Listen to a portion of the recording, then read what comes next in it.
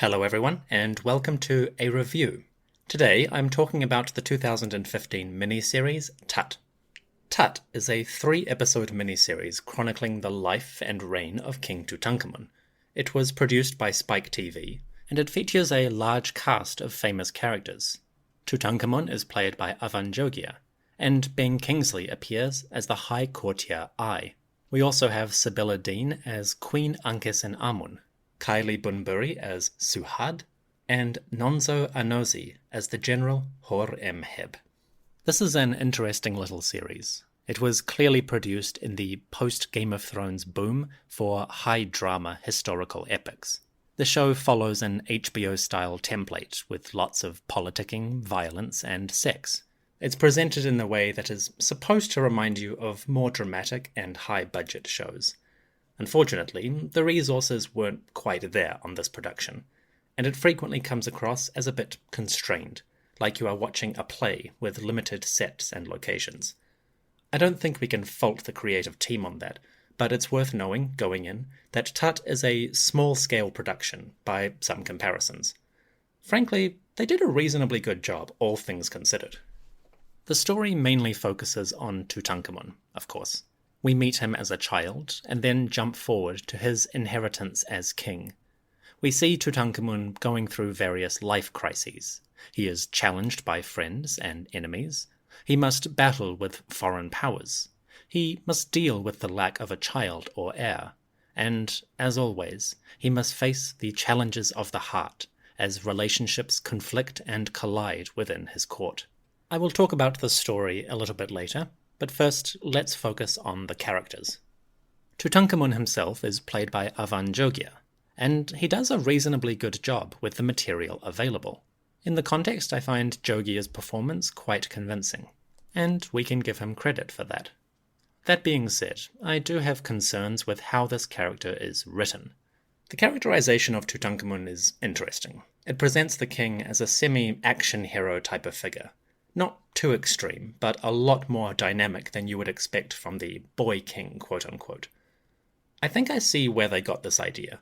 In late 2013, a UK Channel 4 documentary promoted the idea that Tutankhamun may have died in a chariot accident. That idea had been kicking around for a while, but you can imagine how documentaries like this might have inspired a more actiony take on Tutankhamun. This is certainly more exciting than the inactive child ruler image that had prevailed earlier. Scriptwriters probably wanted to do something a bit more dynamic. To be fair, images from Tutankhamun's tomb and other monuments do emphasize the sports, the hunting, and the warfare that he may have participated in. As I've discussed in episode 142, the king may have gone to battle, or at least been present on a campaign, once during his life.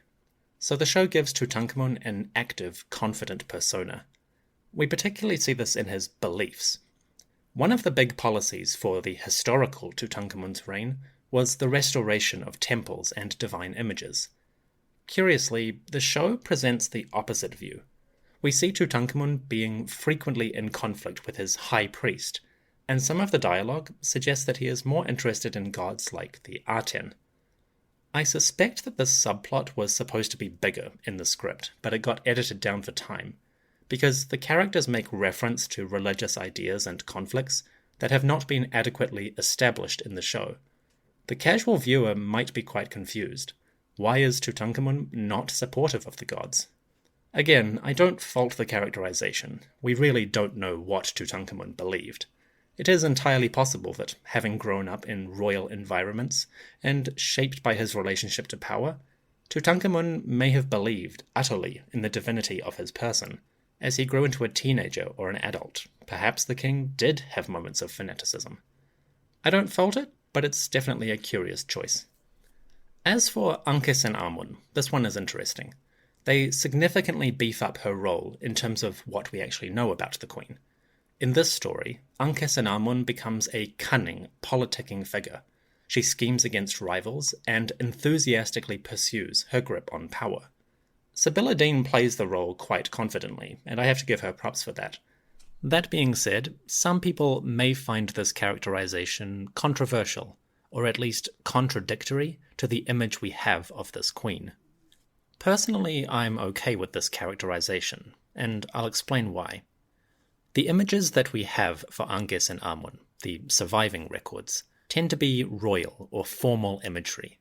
So we see the queen acting in rituals or supporting Tutankhamun.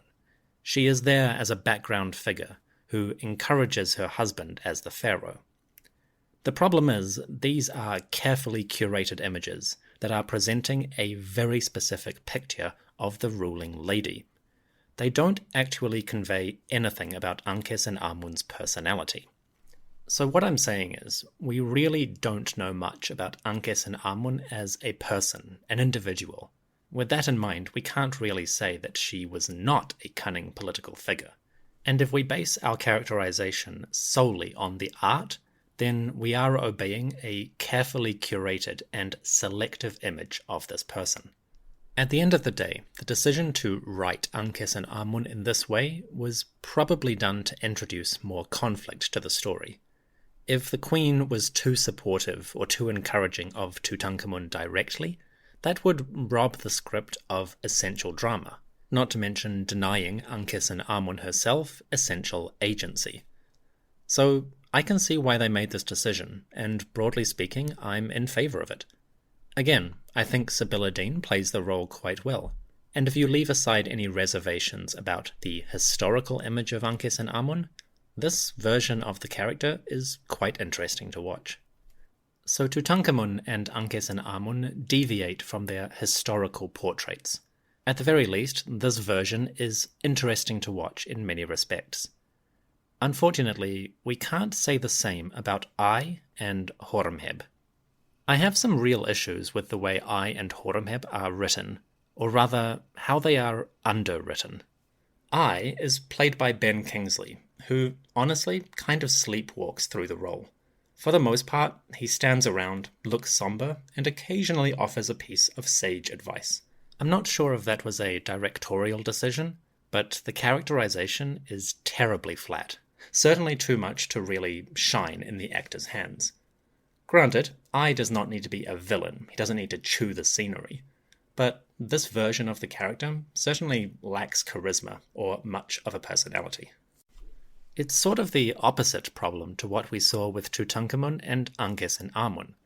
The historical Ai has a fair bit of information about his role, at least in politics, and it would have been quite easy to develop a charismatic or dynamic personality for this person. It's possible they were going for a subtle characterization, an individual who keeps his cards close to the chest. I'll give them the benefit of the doubt on that, but unfortunately, the scenes which make it into the final edit do not give Ai, or Ben Kingsley, much to do, and as a result, they wind up wasting one of their most talented actors. It's a real shame, considering the historical material for Ai offers a lot of fertile ground to develop an interesting character. And considering the actor they have in this role, it seems a missed opportunity. As for Horemheb, he's interesting. Nonso Anozi's performance is quite reliable, I like that actor. But again, the character himself is quite two-dimensional. We meet him as a general or a warrior, and that is pretty much all we learn about him. Anozi does a good job with the material, but some of the script decisions are questionable.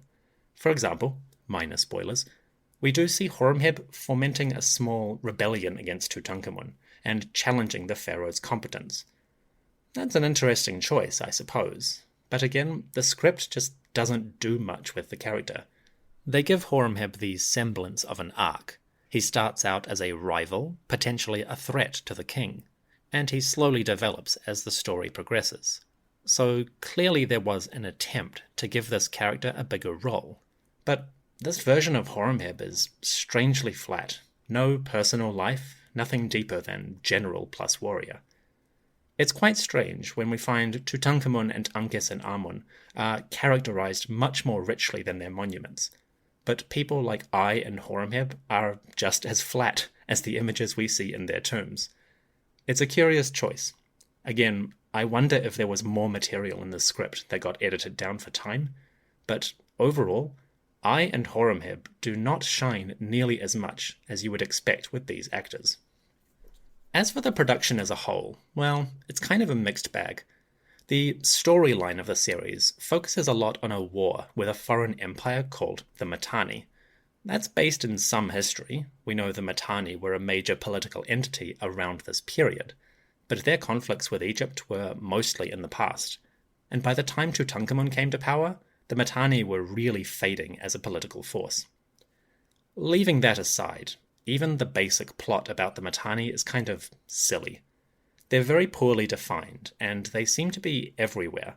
In one scene, Tutankhamun even has to fight Mitanni scouts just outside the gates of Thebes, or Waset. So it's strange. At the one hand, they seem to be kind of nomads or vaguely defined rebels, but then they also seem like a powerful kingdom with fortresses and armies. So the script regarding the Mitanni is all over the place. They have very little character, they're just there for a point of conflict. That's quite disappointing. The political background of Tutankhamun's reign is really complicated and dynamic, and you could have easily got something really solid out of the historical material. The decision to make a kind of vague, amorphous enemy is curious. It may have been a budget thing, or perhaps the script wanted to focus more on Tutankhamun, and he just needed a foreign enemy of some sort. It is strange though, and there are many moments watching this where you feel there's potential, but they're just not following through. As for the design of this production, again, it's solid but mixed. Obviously the show was produced on a budget, but the artists do include genuine motifs from ancient Egyptian art. In some of the palace scenes, we see facades and paintings on the walls. We see lotus flowers and images of hunting, fishing, fowling, warfare. Many of the pictures that decorate the sets are actually taken from Egyptian monuments or objects from the tomb of Tutankhamun. For example, Tutankhamun's bedroom, I think it is, has images that are lifted directly from the small golden shrine of Ankhis and Amun. So I have to give credit to the production team. They did some research, and what they produced is pretty good for a TV budget drama. There are a few weird moments though. The throne room is terribly uninspired, and it has these giant cartouches that supposedly say Tutankhamun, but clearly somebody just googled the ancient Egyptian alphabet and put it together as TWTANKAMWN, which is kind of funny. The costumes are pretty much what you would expect from a swords and sandals epic on a TV budget. They're fine, but there's nothing particularly exceptional. Everyone flounces around in bright, colourful robes, or else they just wear white and kilts. Again, because this is a post-Game of Thrones production, there's a heck of a lot of leather, and all the soldiers are walking around in armour 24/7, which at this point is kind of boring, but you get it. They had a budget, they raided the storehouse for costumes, and they did what they could. It's fine, I guess. Probably my greatest criticism with Tut is actually the premise as a whole. What I mean is that there is very little in this drama that is special or unique to Tutankhamun. Certainly, there's nothing in the script that really evokes the idea of this king as we know him today. Frankly, I don't think this is a Tutankhamun story. If you described the plot in its essentials, you have something quite different from that ruler. Consider, we meet a young man who is inheriting power from an aged but stern pharaoh. He must learn to face the challenges of rule and to wield his authority. He must deal with the loss or treachery of childhood friends, and he must wage war against a great foreign empire. In the process, he nearly loses his life. Finally, he must deal with plagues, scheming politicians, and the overwhelming burden of tradition. If you break it down, that's not a Tutankhamun story. That's a Ramesses story. I think you could swap most of these characters to individuals from the reign of Ramesses II, and if you did, the tale would work equally well. In fact, probably better. Fundamentally, I think the problem with Tut is that it's misnamed. If you changed only the names and kept the basic events, you would have an equally functional story. And considering the historical legacy of a king like Ramesses II, it would probably fit that individual a lot better. So overall, Tut is solid. Your enjoyment is going to depend on what you want from the production. If you want history on film, then no, it's hit or miss at best. I think this is more of a background show, something to watch while you're doing something else. It is light entertainment with a swords and sandals flavour, and it achieves that reasonably comfortably. It's not the best drama I've ever seen with the ancient Egyptian angle, but it's not the worst. I can give it credit for that. Tut was produced by Spike TV, so depending where you are in the world, it may be accessible on streaming services. Here in New Zealand, I had to buy a DVD online, but if your country has Spike Media in one of its services, Tut may be available there. Search around, see what you find, and if you can't be bothered, well, you're not missing too much. Hello everyone, Dominic here. I hope you enjoyed this little review. Don't worry, new content is coming very soon. I apologise for the lack of releases over the past few weeks, but the lockdown in New Zealand was surprisingly disruptive to my work life and general mental health. For the first few weeks I sort of chugged along as usual, doing my writing and editing, but slowly I found my motivation draining away.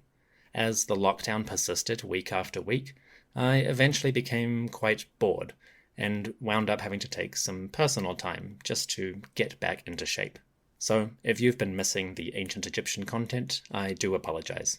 Rest assured, I am working hard on new material, and it will be releasing very soon. In the meantime, thank you for your patience and your support. The lockdown is hopefully coming to an end here in New Zealand, and brighter things might be on the horizon. Stay tuned, and I will be back very soon.